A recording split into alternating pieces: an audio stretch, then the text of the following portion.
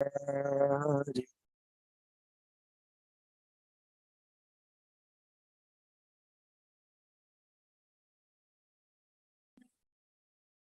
Vashodhanandana Brajajana Ranjana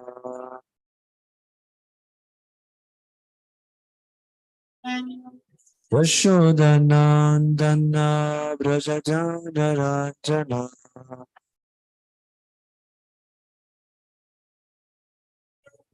Yamunatira Vanachari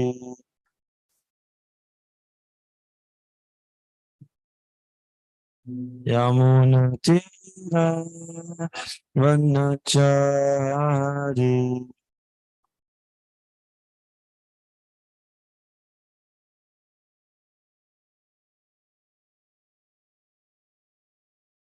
Om Namo Bhagavate Vasudevaya Om Namo Bhagavate Vasudevaya Om Namo Bhagavate Vasudevaya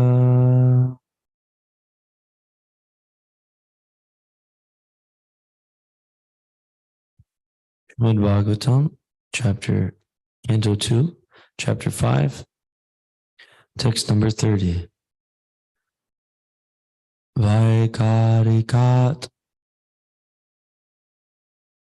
Manaha Jagye Devaha Vaikarikaha Dasha Dik Vata Arka Prachetaha Ashvi Vahni Indra Upendra Mitra Kaha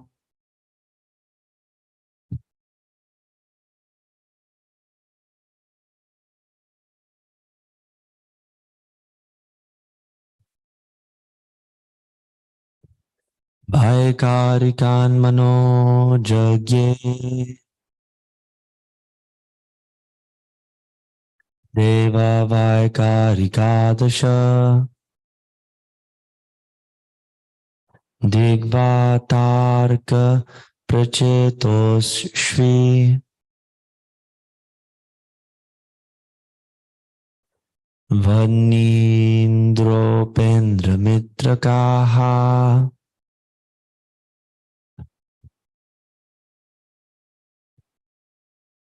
Vaikarikan Mano Jagye Deva Vaikarikadasha Digvatarka Prachetosvi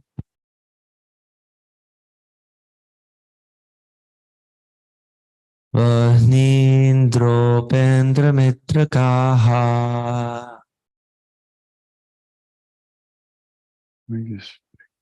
Vaikarikan Mano Jagye Deva Vaikarikadasha Digvatarka Prachetosvi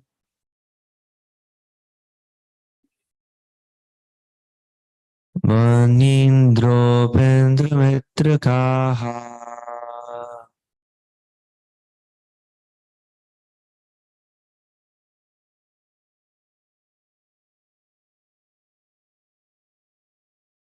Vaikarikan Mano Yagye Vaikarikan Mano Jagye Deva Vaikarika Dasha Deva Vaikarikadasha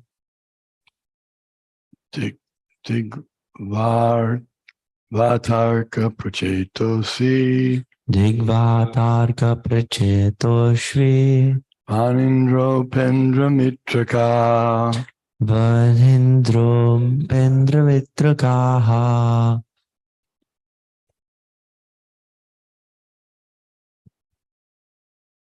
Vaikarikan Manojagne Vaikarikan Manojagne Deva Vaikarika Dasha Deva Vaikarikadasha Digvatarka Pracheto Shri Tigvatarka Pracheto Shri Vanindro Pendra Mitra Kaha Vahindro Mindragaha Vaikarikan Manojagne Vaikarikan Manojagne Deva Vaikarika Dasha Deva Vaikarikadasha Digvatarka Prasheto Svi Digvatarka Pracheto Shri Vahni Indro Pendramitra Kaha Vanindro Pendramitrakaha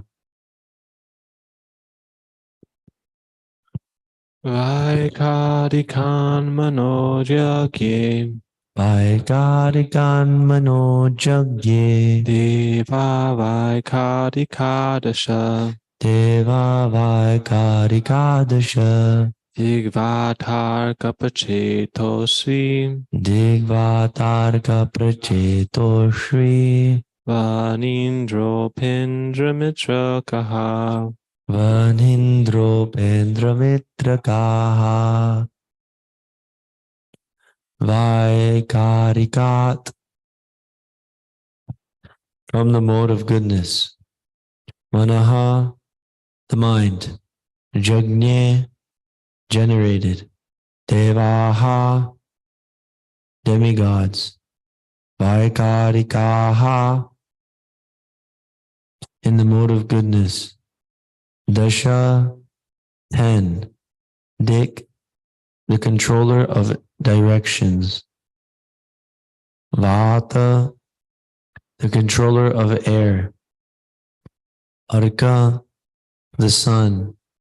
Prachetaha, Varuna. Ashvi, the Ashvini Kumaras. Vahni, the fire god. Indra, the king of heaven. Upendra, the deity in heaven.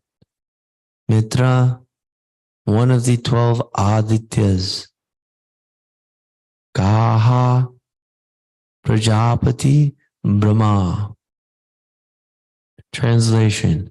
From the mode of goodness, the mind is generated and becomes manifest, as also the 10 demigods controlling the bodily movements. Such demigods are known as the controller of directions, the controller of air, the sun god, the father of Daksha Prajapati, the Ashwini Kumaras, the fire god, the king of heaven, the worshipable deity in heaven, the chief of the Adityas, and Brahmaji, the Prajapati, all come into existence.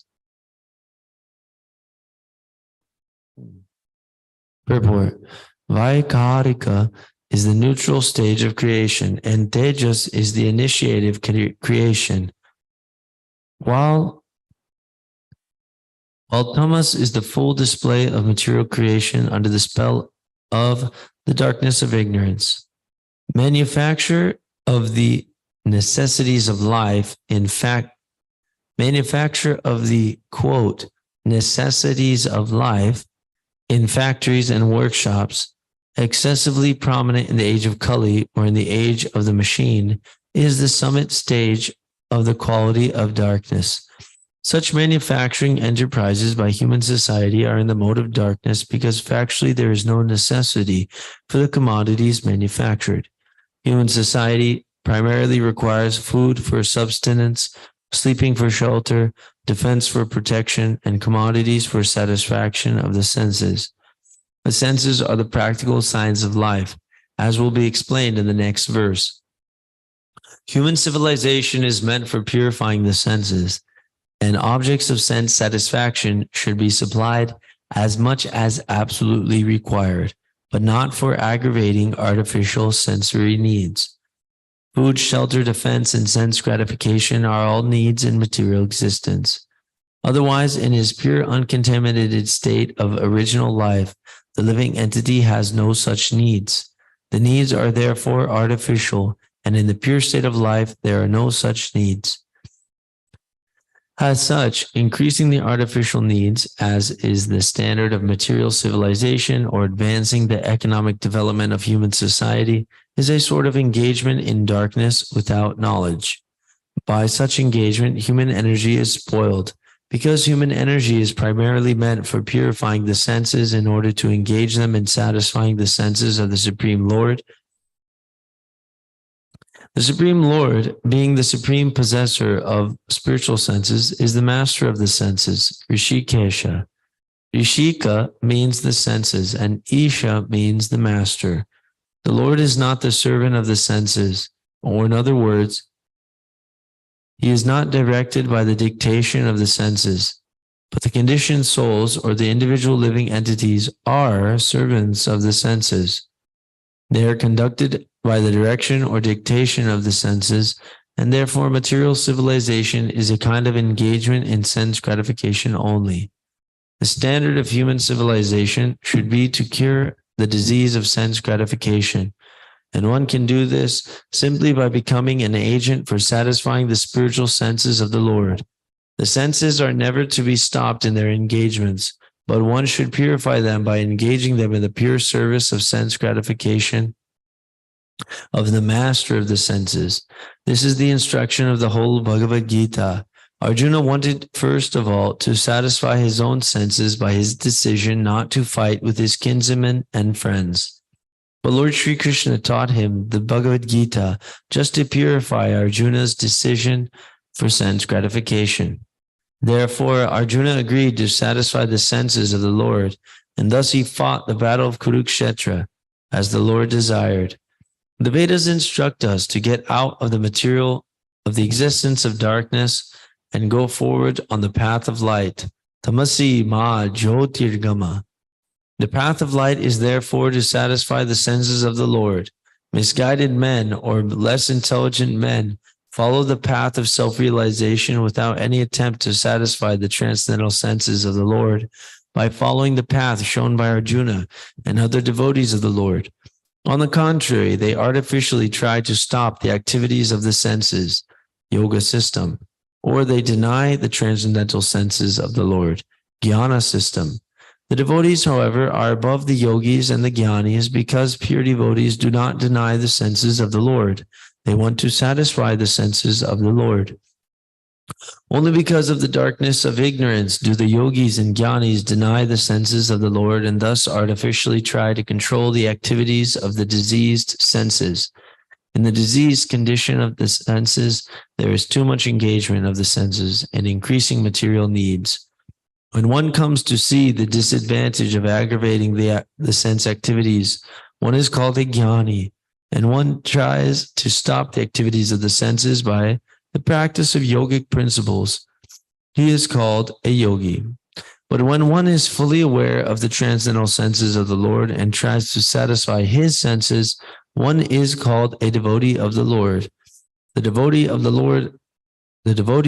Lord do not try to deny the senses of the Lord, nor do they artificially stop the actions of the senses, but they do voluntarily engage the purified senses in the service of the master of the senses, as was done by Arjuna, thereby easily attaining the perfection of satisfying the Lord, the ultimate goal of all perfection. Yes.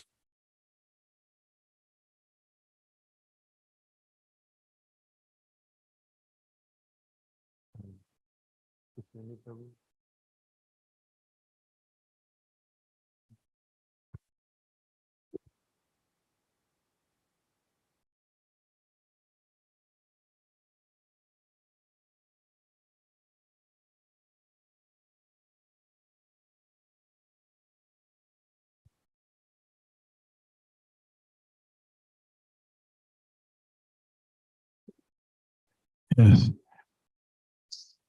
The idea is actually presented here that actually the living entity does not require food. He does not require a material body. He does not require friends, so-called friends. He doesn't require any source of income.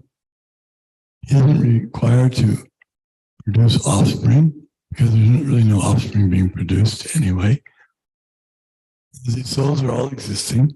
They never die. There's no question of death. So he doesn't need to have defense.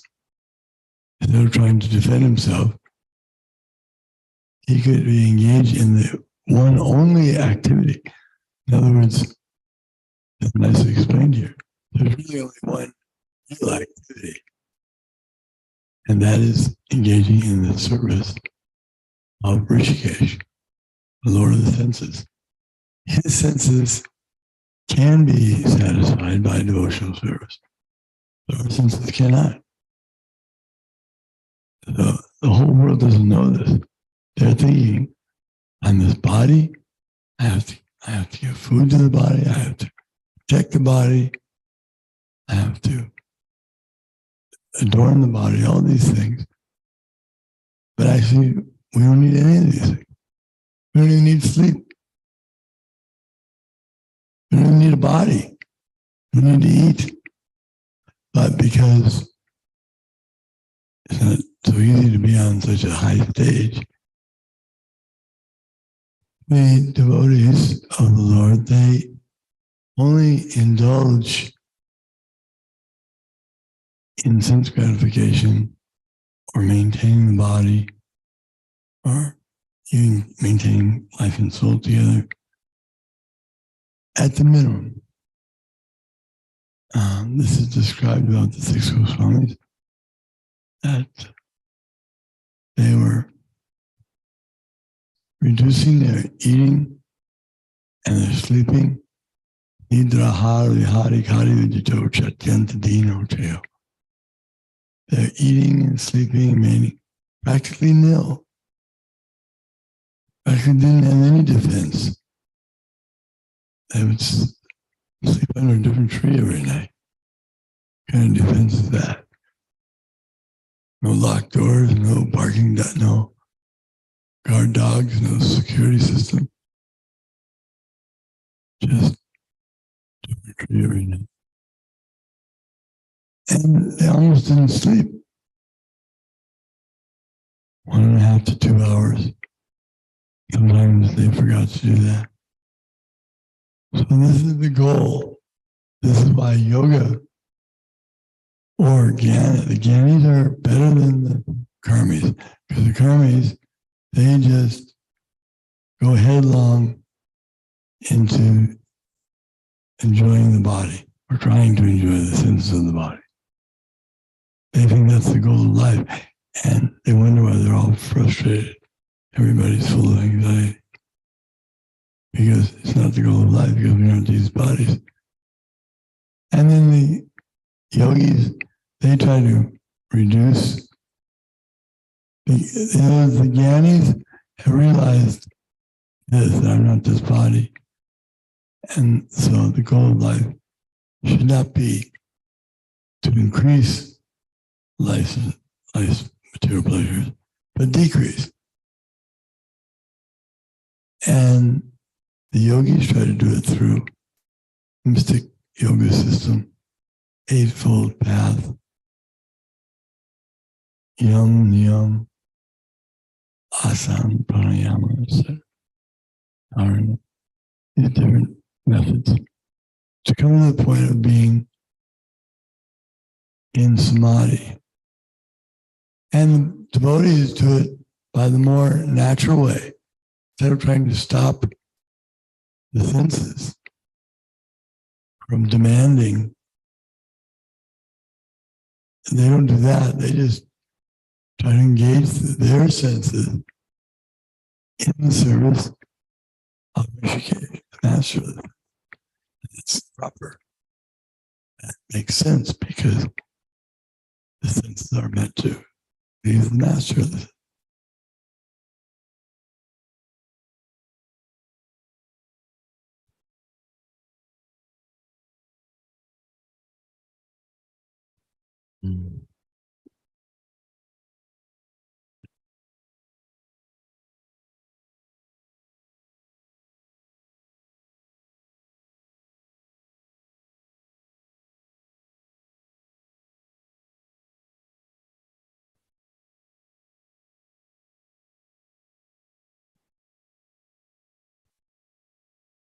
There's a prayer that Srila Prabhupada wrote to his Guru Maharaj, and it says, healthful life as Chaitanya wrought. And it comes to my mind because in this day and age, everyone is very much interested in achieving some healthy state. And wherever we go, we meet people who are trying to achieve some perfectional state in their beauty, in their intelligence, in their power, their build, their posture, their air flows, all these things, their body fat, their flexibility, all these things. Everyone is completely conscious of these. And they're doing this because they know that this body is how I can access the pleasure of this world. But we're getting confused that we are something different than the body. And our real identity is as eternal servant of Krishna. So it makes perfect sense for us to serve his senses. And then automatically we'll be satisfied in every regard. Now, one devotee or somebody may be able to say, well, if I just focus on serving Krishna's senses, then maybe I'll become fat, or I'll become weak, or I'll become ugly, or I'll become unhealthy, I'll become diseased. But Krishna's service includes everything. So we have to have faith and determination to execute the will of the Lord under the guidance of the bona fide spiritual master with unflinching determination. Vyavasayatmika bhutir ekeha kurunandana bahushaka hinantascha budhanam vyavasai, I forgot the rest of it, that vyavasayatmika bhutir ekeha kurunandana, the devotee's purpose is one. They're completely fixed on serving the Lord's senses. That's their only occupation. So we are very fortunate because we are given how to serve the Lord's senses through the disciplic succession. As we sung earlier today, the Guru Parampara has described exactly how to serve the Lord's senses. And we don't have to speculate at all. Everything is there. And we don't have to create. We don't have to make any new programs. We can just try to take as much guidance as we possibly can handle. Take as much guidance as we can possibly handle. Right?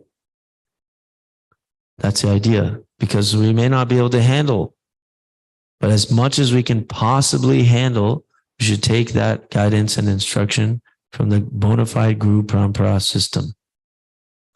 So let us continue to try our best, and we can achieve the supreme perfection by striving constantly to give satisfaction to the Lord's transcendental senses.